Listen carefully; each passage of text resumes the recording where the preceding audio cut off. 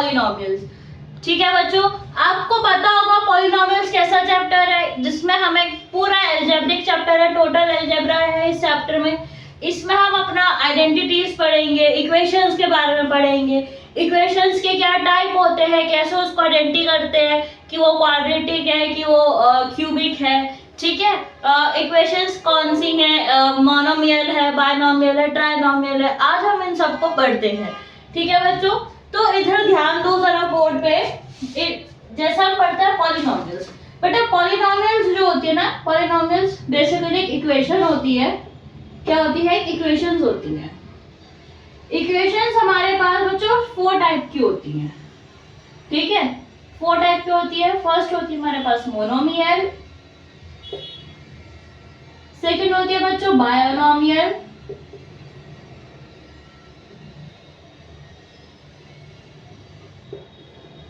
और थर्ड होती है हमारे पास ट्रायोनोमियल, और एक होती है लास्ट में हम जिसको बोलते हैं पॉलिनोमियल। ठीक है, जिसके ऊपर क्या है बच्चों हमारा चैप्टर बेस है। लेकिन बेटा आपको ये पता होना चाहिए कि मोनोमियल क्या होता है, बायनोमियल क्या होता है और ट्राइनोमियल क्या होता है। ठीक है, देखो मोनोमियल वो होता है बच्चों जिसमें इक्वेशन का सिर्फ एक ही टर्म होता है। क्या हो? जिसमें केवल एक टर्म हो। जैसे मैं यहाँ पे लिख दूंगी 2x, तो ये 2x क्या बन गया हमारा? मोनोमियल बन गया। अब मेरे को लिखना होगा कि बायोनोमियल, इसके नाम से देखो बायो। ठीक है, बायो जिसमें 2 लोग होंगे तो बायोनोमियल। बायोनोमियल क्या हो गया बेटा? जिसमें 2 टर्म्स हो जाएंगी। क्या हो जाएंगी? 2 टर्म्स। तो ये क्या बन गया? बायोनोमियल। आगे आता है ट्रायोनोमियल। देखो ट्रायोनोमियल का फिर से नाम लो, ट्राई आधा ट्राई मतलब क्या हो गया? 3। तो ट्रायोनोमियल क्या हो गया बच्चों? जिसमें 3 मेरे पास क्या हो टर्म्स होंगी, वो क्या हो जाएगा मेरे पास? ट्रायोनोमियल। अब आगे आता है पॉलिनोमियल। पॉलिनोमियल क्या होता है? पॉलिनोमियल बच्चों वह है जिसमें 3 टर्म्स हो या फिर 3 से ज्यादा टर्म्स हो। बच्चों 3 से ज्यादा 4 भी हो सकती है, 5 भी हो सकती है। ठीक है, बड़ी बड़ी इक्वेशन हो सकती हैं, तो वो सब क्या होती है बच्चों? पॉलिनोमियल होती हैं। देखो जैसे क्या हो जाएगी, इसको ही ले लेते हैं, 2x का क्यूब कर दो, फिर x स्क्वायर कर दो, ठीक है, फिर x कर दो और फिर 5 कर दो। तो ये सब क्या है? जिसमें ज्यादा टर्म्स हो, 3 या फिर 3 से तो ज्यादा टर्म्स हो, वो क्या बन जाएंगे बच्चों? हमारी पॉलिनोमियल बन जाएगी। ठीक है, इतना आपको समझ आया कि जो इक्वेशंस होती है कितने टाइप में बनती है? 4 टाइप में। कौन कौन सी? Monomial, binomial, trinomial, polynomial. Monomial जिसमें एक टर्म हो, बायनोमियल जिसमें दो हो, ट्राइनोमियल जिसमें 3 और पॉलिनोमियल जिसमें बहुत सारे हो, वो क्या हो जाएंगे? हमारी पॉलिनोमियल्स हो जाती हैं। ठीक है, तो इसको जरा एक बार देख लो, अपनी कॉपी में लिख लो। ठीक, तो ठीक है बच्चे, आप लोगों ने लिख लिया होगा, मैं इसको इरेज कर दूं। चलो, अब आप लोगों की बुक में सेकंड जो टॉपिक दिया हुआ है बच्चों, वो दिया गया है पॉलिनोमियल्स इन 1 वेरिएबल, है ना? ये टॉपिक है। क्या है बच्चों हमारे पास टॉपिक? कौन सा है? पॉलिनोमियल्स इन 1 वेरिएबल्स।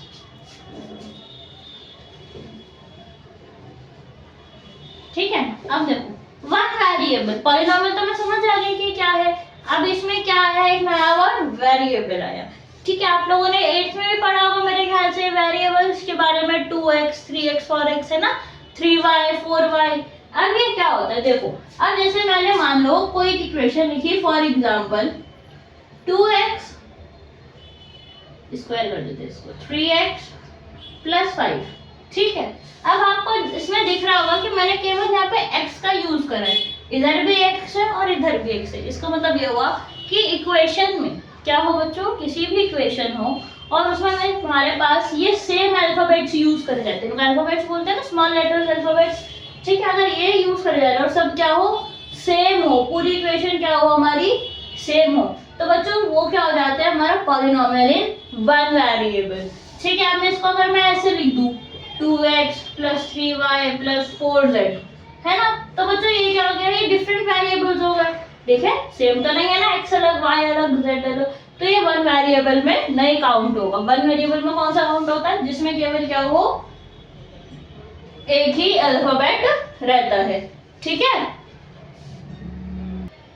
ठीक है बच्चों, समझ आ गया ना। अब इसमें मैं आपको ये बताती हूँ कि अभी इन्हें सेपरेट कैसे करते हैं। आगे हम पढ़ेंगे ना कोफिशिएंट्स ऑफ एक्स, आपने पढ़ा होगा। ठीक है, जो बच्चे प्राइवेट स्कूल में होता है ये तो 8th में पढ़ा दिया जाता है आपको, लेकिन जो गवर्नमेंट स्कूल में होता है तो उनमें 9th का एक अलग कॉन्सेप्ट होता है। तो एक बार मैं आपको रिकॉल भी करा देती हूँ और जिनके लिए नया है उन्हें सिखा देते हैं।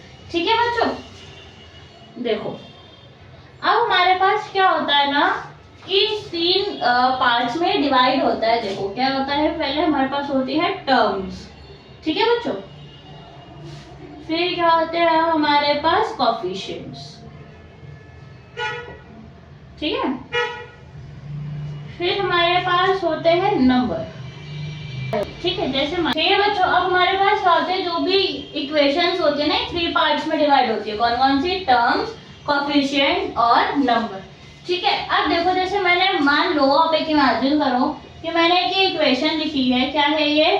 5x का स्क्वायर, 3x और ये 2। ठीक है ना, मैंने क्या लिखे हैं, ये 3 टर्म्स लिखी हैं। अब ये कितनी टर्म्स है यहाँ पे? 1, 2 और 3। ठीक है, अब मैं क्या करूंगी, इनको इधर सेपरेट करके लिख देंगे। ये हो गया 5x, ये हो गया 3x और ये क्या हो गया? 2 हो गया। अब क्या है कि ये नंबर जो है ना, वो तो ये 5x का स्क्वायर, 3x, ये 2, ये दोनों आपस में क्या हो रहे हैं? मल्टीप्लाई हो रहे हैं। कौन से? ये दोनों नंबर आपस में क्या हो रहे हैं? मल्टीप्लाई हो रहे हैं। तो अब मेरे को यहाँ पे ये लिखना है। कोफिशिएंट क्या होता है बच्चों? कोफिशिएंट के हम लिखेंगे, जो ये अल्फाबेट्स दिख रहे हैं ना, ये x हो गया, x स्क्वायर, इधर x है, किसी इक्वेशन में y हो सकता है, z हो सकता है, a हो सकता है, b हो सकता है, कुछ भी होगा। तो वो सब कहाँ जाएगा? हमारा कोफिशिएंट्स में जाएगा। ठीक है, ये क्या हो गया? इधर हो गया हमारे x स्क्वायर, ये हो गया x, इधर तो कुछ है ही नहीं तो नहीं लिखेंगे। नंबर क्या हो गया यहाँ पे? 5, ये क्या हो गया? 3 और यहाँ पे क्या हो गया? 2 हो गया। ठीक है, समझ आया? अब इसी क्वेश्चन को ना एक बार वो घुमा देता है, जैसे हम अभी आगे जब करेंगे ना एक्सरसाइज, उसमें आएगा कि right the coefficient of x square. ठीक है, कई बार क्या होगा, वो ये भी पूछ लेगा कि right the coefficient of x square. कैसा क्वेश्चन आएगा? ऐसा आएगा, देखो, right the coefficient of x square. ठीक है, अगर आपसे पूछा जाए कि यहाँ पे एक्स स्क्वायर के साथ कौन सा नंबर मल्टीप्लाई हो रहा है, तो आपको तो पता ही है कि अभी मैंने बताया एक्स के साथ यहाँ पे 5 मल्टीप्लाई हो रहा है। तो यहाँ पे आप क्या लिख दोगे? इज 5। ठीक है, तो बच्चों क्या हुआ, 5x का कोफिशिएंट हुआ और x स्क्वायर 5 का कोफिशिएंट हुआ। ठीक है, दोनों आपस में क्या एक दूसरे के मल्टीप्लाई हो रहे हैं, तो ये क्या बन जाते हैं? हमारे कोफिशिएंट्स बन जाते हैं। ठीक है, तो ऐसे एक बार लिख लो अपनी कॉपी में या फिर समझ लो। ठीक है, तो एक तो हमने ये टाइप देख लिया। अब आगे आता है कि हम इक्वेशन को कैसे फाइंड आउट करेंगे कि वो क्वाड्रेटिक है, कि वो क्यूबिक है, या फिर वो लीनियर है। पापा का नाम पहली बार सुने या फिर सुना भी होगा तो एक बार दोबारा रिकॉल कर लेते हैं। ठीक है, वैसे इरेज कर देती हूँ। अब क्या है, इसमें हम पढ़ेंगे कि कौन सी इक्वेशन लीनियर होती है, कौन सी इक्वेशन क्यूबिक होती है और कौन सी इक्वेशन क्या होती है? क्वाड्रेटिक होती है। ठीक है, देखो अब मैं आपको बताती हूँ। जैसे हमारे पास कोई इक्वेशन लिखी गई है 5x, क्या लिखी गई है बच्चों?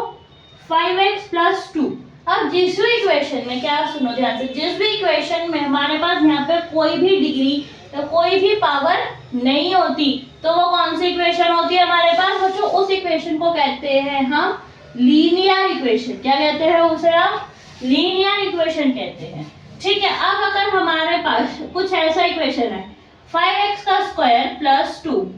ठीक है, अब देखो यहाँ पे क्या आ गया? स्क्वायर आ गया ना। क्या आ गया यहाँ पे? स्क्वायर आ गया। अगर आप किसी भी इक्वेशन में स्क्वायर हो, मानेगा उसको किसी का पावर 2 दे रखा हो, तो बच्चों वो क्या बनेगी हमारी? वो बनेगी क्वाड्रेटिक। ठीक है ना, कौन सी इक्वेशन बनेगी? वो हमारी क्वाड्रेटिक। ठीक है, अब अगर किसी इक्वेशन में ऐसे दिया गया हो 5x का क्यूब और पावर +2, मतलब बस x की वैल्यू हो, y हो, z हो, कुछ भी हो, उनका वैल्यू क्या दे रखा होगा? 3 दे रखा हो। ठीक है, तो वो कौन सी इक्वेशन बनेगी बच्चों? क्यूबिक। ठीक है, क्या बनेगा वो? क्यूबिक। तो इसको बोलेंगे लीनियर, क्वाड्रेटिक और क्यूबिक। इतना समझ आ गया?